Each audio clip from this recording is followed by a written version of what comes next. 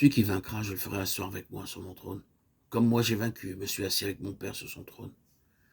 Apocalypse 3, 21.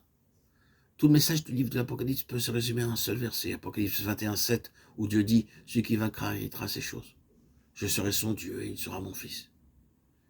Il est très difficile de comprendre sur cette terre ce qu'est vraiment notre héritage, mais nous l'acceptons comme étant la parole de Dieu et nous y croyons sans aucune question, sans aucun doute. Au début de ce livre de l'Apocalypse, notre attention est attirée sur le trône.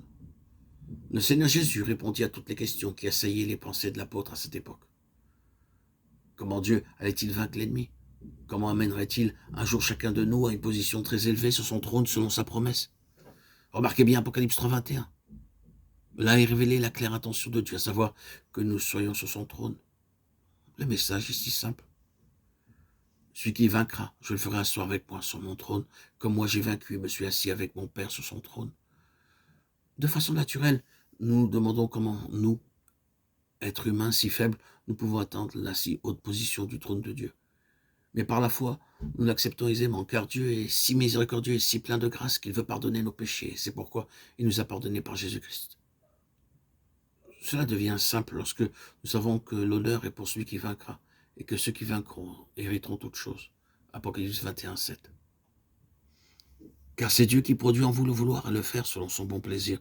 Philippiens 2, 13. Lorsque nous nous demandons comment des hommes tels que nous peuvent-ils être élevés au point de s'asseoir sur le trône de Dieu, la réponse est le Saint-Esprit. Le chiffre 7 parle de perfection. Si nous permettons au Saint-Esprit de travailler en nous profondément, pleinement et librement, nous sommes automatiquement qualifiés pour nous asseoir sur le trône du Seigneur Jésus-Christ.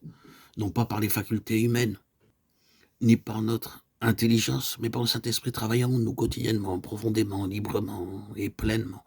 Tout d'abord, comme nous l'avons déjà vu, 7 noms sont donnés au Saint-Esprit dans la Bible. Deuxièmement, l'œuvre du Saint-Esprit se poursuit en nous très calmement, comme les racines d'un arbre sous terre, couvrant une grande surface, s'enfonçant très profondément et jouant un rôle très important. Ces racines sont parfois très petites, comme des cheveux, mais elles s'étendent et ressemblent et rassemblent ainsi la nourriture nécessaire pour l'arbre tout entier. Cette œuvre tranquille et cachée ne peut pas se voir de l'extérieur. De même, l'œuvre septuple du Saint-Esprit se poursuit en nous en toute quiétude, sereinement, pleinement, tranquillement. Nous le savons, bien que les autres ne le voient pas toujours.